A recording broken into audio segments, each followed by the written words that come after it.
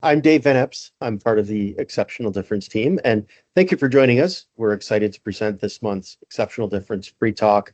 And today's talk is called Exceptional You 2025.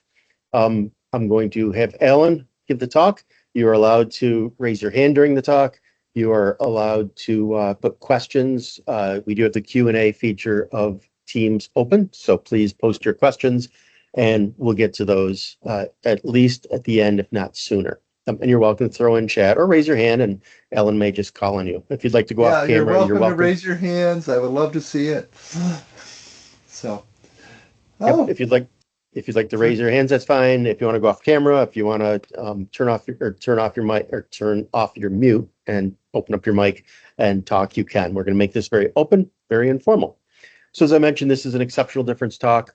And an exceptional difference, we offer custom consulting and experiential learning services that focus on high stakes, safety critical engineering systems.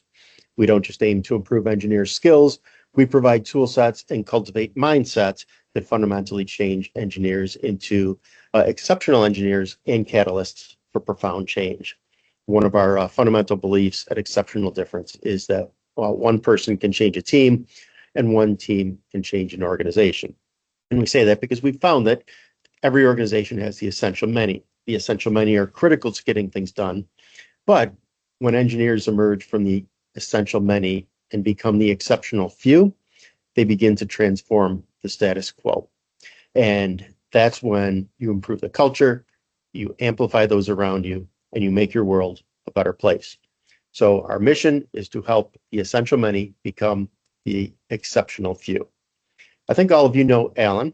Alan is an expert consultant, coach, speaker, award-winning author, all-around great guy. He's also a co-founder of Exceptional Difference. He works with clients around the world, and he was described by Watts Humphrey, the father of software quality, to be the best natural change agent he had ever seen. So many of you already know him, and without further ado, Alan, all yours. Oh, great to be here. And I'll note we have an international audience. We have Julia Mullaney from the United States, co-founder of Exceptional Difference. We have David Webb from, I believe, Utah. We have Rick Kelly from California. We have Deepak Singh from Mumbai, India. And I believe we had Robert Bentel here for a minute from England. So it'll be terrific. So welcome to my annual therapy session. Let's look at 2024 goals. Hmm. Oh, oh, there we go.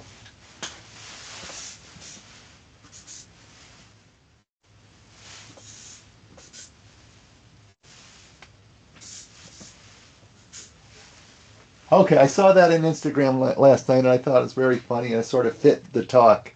Um, so many people create goals for the year. They have big aspirations, and it's beautiful. It looks like this, big aspiration. And then all of a sudden, a little thing called reality comes along. Ooh, wow, that did make a big noise. And boom, this is what happens. So today,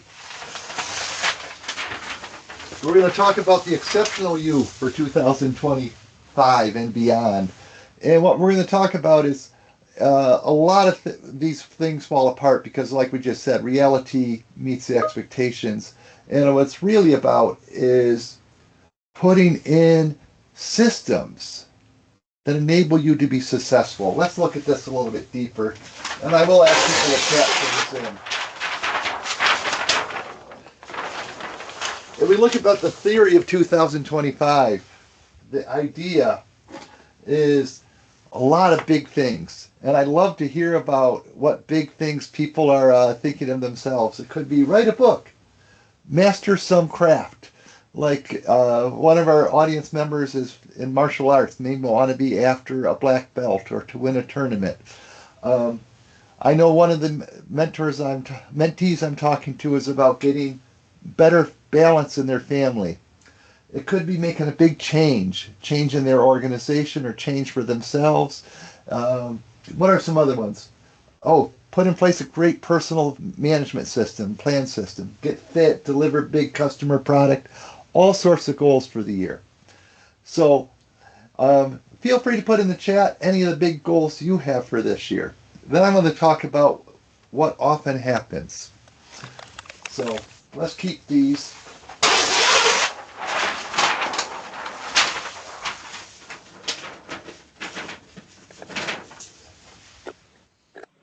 So there's a theory. Reality is sharp. Here's the problem.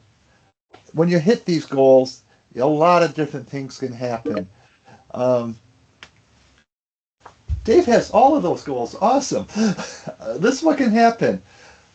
The culture around you can be really much working against your goals. If you want to get fit, Netflix calls. HBO Max has really great shows. The food that's cheapest is often the least good for you. There's an accelerated pace of change all around us. I had big goals for yesterday, and both of the cars in our households are now disabled. They're out of service. And boy, things can really make it challenging. You can run into difficult people, anything like that. Reality is sharp. It really can impact what you want to do. It really can slow us down. Stealing from one of the advertisements I've seen hundreds of times on Tubi, life comes at us fast.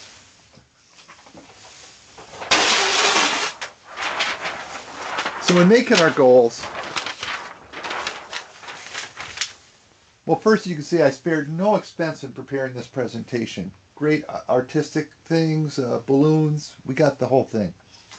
So start with value is really the key for everything.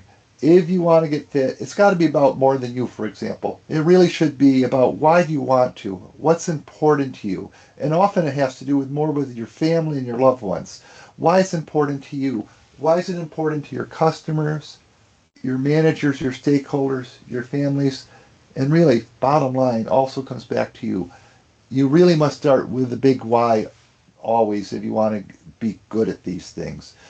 Be more articulate than just write a book or finish this project. It's really got to also be about why do you care? Why do your stakeholders care? Why does your family care? What's the value in it? So always start there. And again, if we have a chance at the end, maybe we can just have a few people talk about what their big goals are for the year. But to achieve this, here's something to give you, I promise, 3 essential insights to achieve this. And what we really want to look at is what is a system that you can put in place to help you achieve your goals.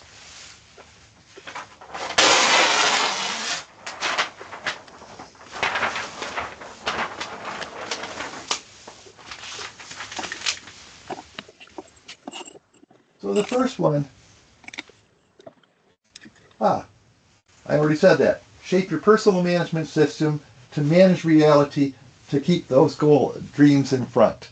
And here's what I mean by that. If you have a personal management system, it's about not just how you're planning your day, but it's having systems in place to help you be successful, help you focus on what's important to you.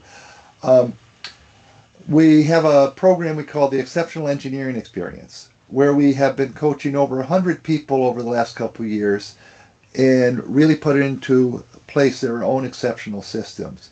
And we ask people to make their personal plans. And oftentimes, their personal plans are not about them. There's none of them inside that plan. What they're focused on is what they need to do for somebody else. They're often overcommitted. It's like if you're pouring a pitcher of water into a glass and the water's spilling all over the place. The glass is them, and their commitments are all over the place. They have way too much that they can accomplish. And they really needed to learn some things to make their glass bigger and to make the expectations match reality. And so what we're going to talk about today is 3 essential insights we've learned from coaching so many people on how you can put you into the equation and make sure that you can achieve your goals while providing great value to others.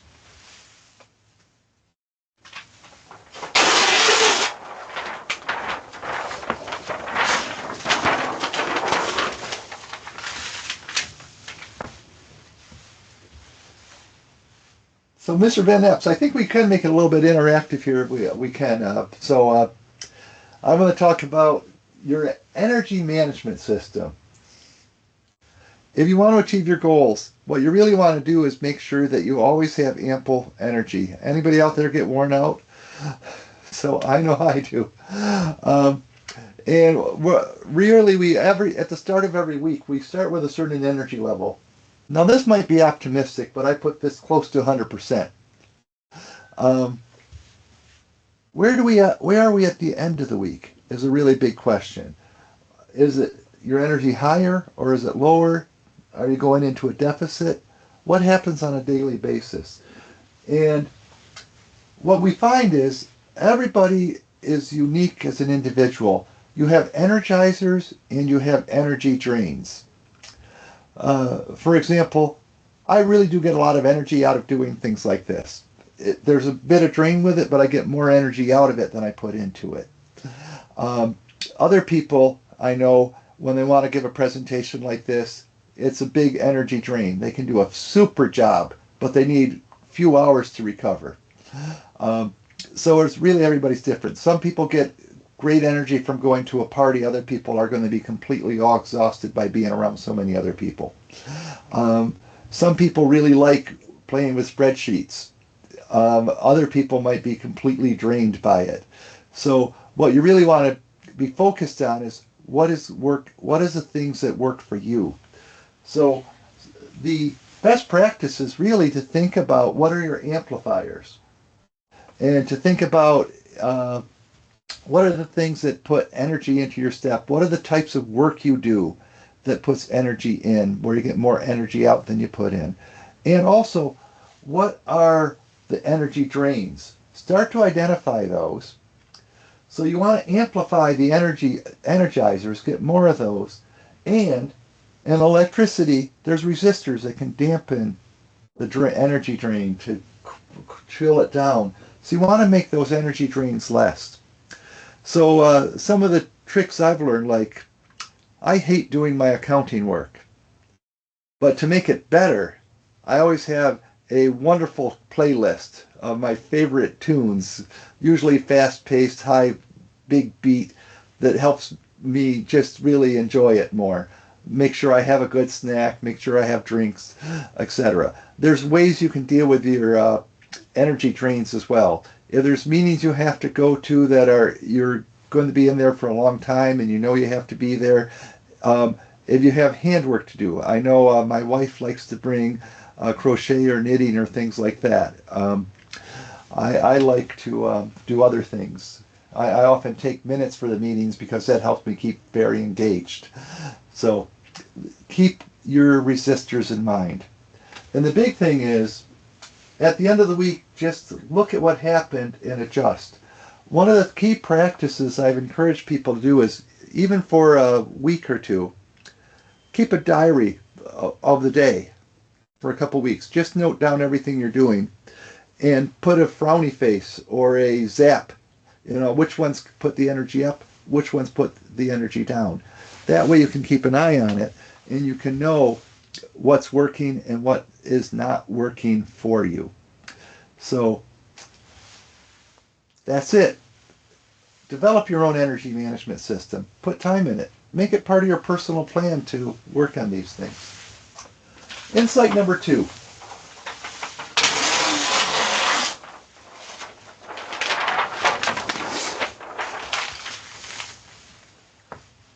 I meant to bring a tennis racket for this, but I couldn't find it. It's in my carport somewhere. Do you know that with a tennis racket or a racquetball racket, there's something called a sweet spot on it? And if anybody's played these racket sports, you know if you play tennis, if you hit the ball with a sweet spot of the racket, oh, it feels so good. It feels smooth on the arm, and the ball goes basically where you want it to go. It really gives you more energy out. If you miss the sweet spot, it jars the arm. It takes energy away from you. It really hurts. Now, the amazing thing about the sweet spot on the tennis racket, I read about this, the physics of it. There's actually very deep engineering there to put opposing forces to make the sweet spot work. And to make it bigger, they've been working over years to make that sweet spot bigger and bigger. And what I have learned is there's a leadership sweet spot every person has. And for every person, it's different. And what it's focused on is these intersection of these three different forces. One is it valuable? Is it good for you? Is it valuable for other people? Do you get energy out of it because other people are really appreciating the value you're bringing to them, to their organizations, to them as individuals? So if you're doing work that's valuable, it's useful, it's good, it's a positive feedback. Next is passion. I could be doing really good accounting work, but as I noted before, I just don't like playing with that details of numbers. I always want to be able to round my checkbook to the nearest hundred. It'd be nice to get to where, some of the Bill Gates is and round it to the nearest million. That'd be nice to not have to worry about the pennies and cents. Not there yet. But if you have passion about the work, like I actually really love writing. I'm thrilled that I got to write some books. I wanted to write books for, since I was in college. And I took a writing group with a Nebula Award-winning, Hugo Award-winning author, where I was in the writing group with her and other people. And for year after year, everybody in the writing group got a book published but me, until recently. But that's because I changed my system. And this is what we're talking about now, is changing your system. So I really had passion for that, and I realized I had to write about something that was valuable. And the other thing I had to develop was my skill. Because skill's the other part that is really important for the sweet spot. If you have passion and value without the skill, it's still going to be a struggle. It's worthwhile. If you have the passion and the value, you can develop the skill, but you have to work at it. For example, with writing, for me, some of the audience might know this, but for years I got feedback on my writing. I remember I got this in high school. Alan, your writing has really brilliant imagery, etc. But I stopped listening after the but. What they told me is your grammar is atrocious. You drop words, you misspell words, you use the wrong words. You can't get your ideas across unless you fix that. I heard that again in college, but I stopped listening after the but. It was when I finally listened and said, oh, I have to fix those things, that I really had to work at it. And I still have to work at it, but I'm getting the skill. And that's true with anything. You can get better at it. So one of the really key things to do is to truly work on growing your sweet spot. That's where you can really shape the projects, etc. If you can get more work coming to your sweet spot, it's better. And if you can make your sweet spot bigger, it's better. So work on those things. For the value one, you can really work on understanding what your customers need, your clients need, what your people need, and making sure that you're in the right spot.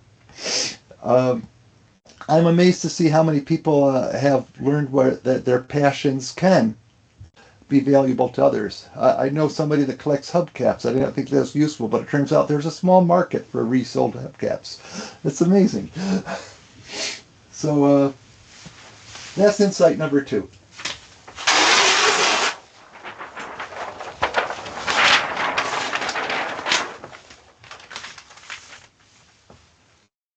Insight number 3. This puts the first 2 together in a very important way. It says, take the center of the court. If anybody's out there who's ever played racquetball, this is my best metaphor. This is racquetball. Racquetball is there's 2 people on the court.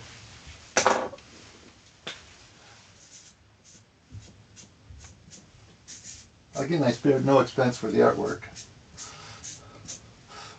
And they both have these rackets, and they're pointing at the same wall. This is a kind of scary sport, by the way. And When I first got started as a young person in my 20s, really athletic, could run 20 miles at a time, I was all over the place. But I never took the center of the court. I stayed on the walls. And the person I was playing, even though he was in his 60s and more out of shape than me, beat me every time. Until he told me something. He said, you need to fix this, he goes. Because when it's your turn, you need to take the center of the court. Because otherwise I just put the ball where you're not. And that's what I do every time. And it's getting frustrating. I want to compete. I want to have fun. It has started to be less fun. Get better. Take the center of the court when it's your turn. And as soon as I took the center of the court, the games became very fun, very competitive. And I had to have the self-esteem to know that I deserved the center of the court. I had to be willing to sweep my arms out and say, this is mine now, it's my turn. And there's a way we can do this for ourselves. And this is very important. You need to shape each week to have you in it. And that means in the exceptional engineering experience we teach, and in the leadership growth cycle we teach, we really do put these things into practice. We have a script we have that's called Take Control. And what you do is you plan your week, and every week, if you're doing anything that's really valuable and big, almost certainly you're overcommitted. You have more things than you could possibly do in a week than you could want to achieve. So there's a reality. So that script is about seeing reality, accepting it, but making sure you're in it. So one of the things we did, for example, in the script is put in your family events. One of my students was telling me that she really wanted to get more family time next year. She's leading a big team of software developers, and she has about 7 different stakeholders that have competing priorities. It's a very competitive environment. There's always going to be more work to do than they possibly could achieve. Now I want to note that's good news. If you have less work than you need, you're probably going to go out of business. So it's good news. But she wasn't putting herself in the equation. She wasn't putting her family in the equation. And I said to her, you should put at the top of your script for planning the week, put your family events in first. She looked at me a little bit startled and said, that is on my script, but it's the very last thing. It's after I plan all my team member stuff, after I plan all my stakeholder stuff, after I plan all these other things, then I try to fit my family in. So I said, yeah, put that first. Put your family in first, then fit the other things. It's profoundly easy, but profoundly hard. It's really challenging to put yourself in there. And it's also, going back to the sweet spot, one of my students from the leadership growth cycle built this. He wanted to think about it. He said, what's going to happen if, he said, if I'm competent and it's not valuable to others and I don't have any passion about it, I'm bored. If I have passion for it and nobody cares and I don't have confidence, it's kind of dopey, etc. He put the 7 dwarfs in there. So when you shape each week too, you can start to put, I need to build my skills. I need to work on the value equation. I need to work on my competence. I need to bring more things into the parts I love. I need to work on my energy management system. I should reduce the energy drains. I should up the energy inputs. Shape each week to move toward your goals. And that's the key. And I'm going to be careful. I'm going to run out of time.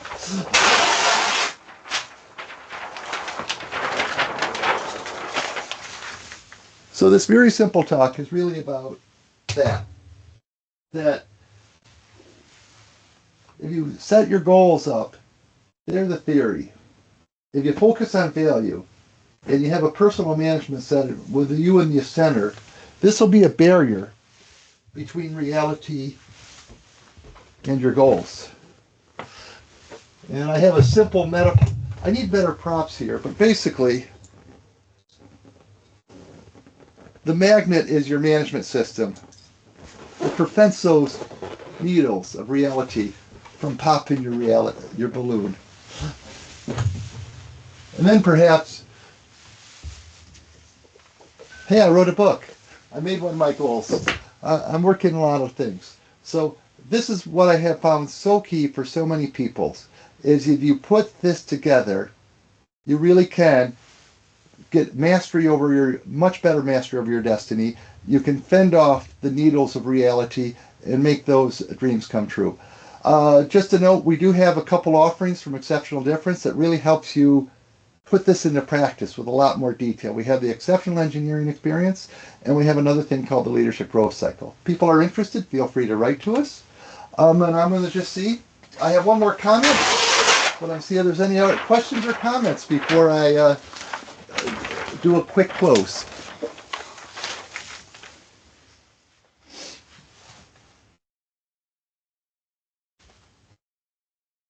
Dave Webb, you must have something to say. Hey, Alan. You know me. Alan, can you hear me? Yeah, I can Rick hear Kelly you, Rick. here. Hi, Rick. So I'm taking notes here, and I missed something on essential item number 2. We talked about value and passion. And what was the third item there? I'm not sure that I got it properly. Competence. Can you do Confidence. it? Okay. Confidence. Competence. Like, if you're no good at basketball but love it, you might not be doing good on a team. So Yeah, and I'm sharing your insight with racquetball. I played a lot for many years, and I was a wall hugger or a back wall guy for a long time till I figured out what you're talking about. When it's your turn, you got to occupy the center of the court, or they simply hit the ball where you're not, and you run yourself ragged and lose, and then you're just like it's like this has got to stop because this is not fun anymore. right. And I think I really got to repeat that. I find that metaphor so useful because it really was a self-esteem issue, even on the court. And it's a self-esteem issue at work. You got to Yes. be able to put yourself in the spot and claim that circle as your own. Thank you, Rick. How about And you, Mr. Webb? Oh, go ahead, Dave. Rick. I have one more comment here. Sorry about that. I don't mean to occupy so much, but you have nailed a very, very critical item in my life and career, and it's the balance of, the work-life balance.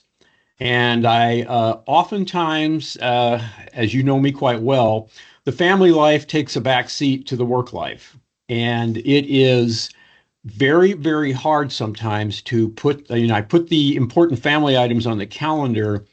Is it just simply you got to go deep inside in willpower and say, I'm going to do that versus allowing the work day, the current crisis to manage takes over your day? Over.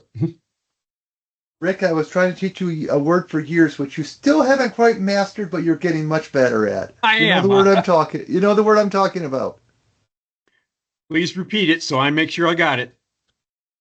No. The capital N, capital O. Got it. And if you can't say no, say later. But not to your family. That is right.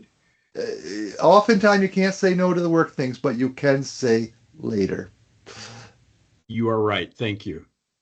So this brings me to my question, Alan, and that is I have a personal management system, and the thing that I struggle with is overwhelming that system with planned items, right?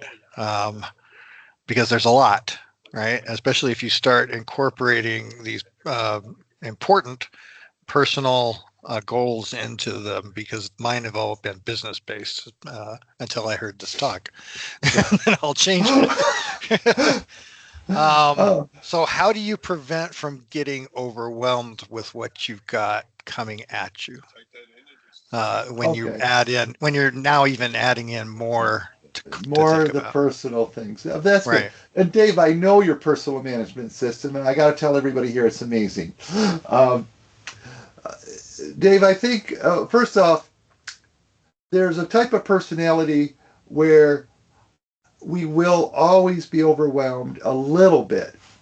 We can't get away from that because we always see more things that are possible, more fun things to do, and more big picture valuable things to do. Does that make sense, Dave?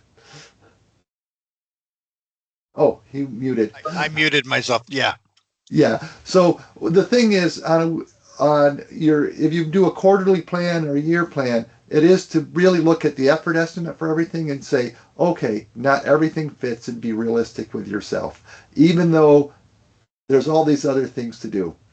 So it really comes down to really a hard thing, which is, again, not saying no, but saying later. And that's saying it not to the difficult customer, but the worst customer than that, yourself. And it's really just this reality management problem.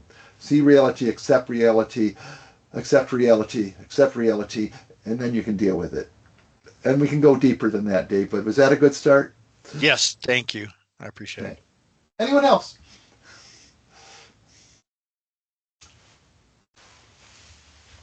Thank you for the questions and comments. Really made it richer. I just want to say one more thing. Final close. It's about the journey more than the destination. Because if you're going on a long trip, the long trip is often longer than the destination. I read a book, Into Thin Air, which is a tragedy, but it's also about climbing Mount Everest. And before the tragedy happened, this guy got to the top of Mount Everest after years of training, thousands and thousands of dollars. He got there. He was up on the top for less than 30 minutes, and he just felt empty. He felt somehow that would change his life, but he was still the same person. It really is about the journey. So my encouragement is that unite the people around you with your causes. Because, if you want to journey fast, journey alone. If you want to journey far, journey together. Gather the people, be on a journey together, and lead it with joy. And you want to travel fast and far, of course, couple up with the exceptional difference. We'll help get you there. So anyways, and if you do these things, you know what you're going to do? You're going to have a lot of goals with achievement. So just use that special effect. See that, Dave? I spared no expense. I love it. Okay. David, you want to wrap us up? No, thank you for attending. Stay tuned to our website, exceptionaldifference.com, for our ongoing series